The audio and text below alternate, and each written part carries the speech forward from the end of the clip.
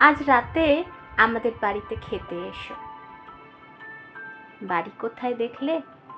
বাসা। আচ্ছা বেশ, বাসায় এসো। আমার বাচ্চাদের কিচিরমিচির শুনে যেও। বাসা কোথায়? গাছের ডালে।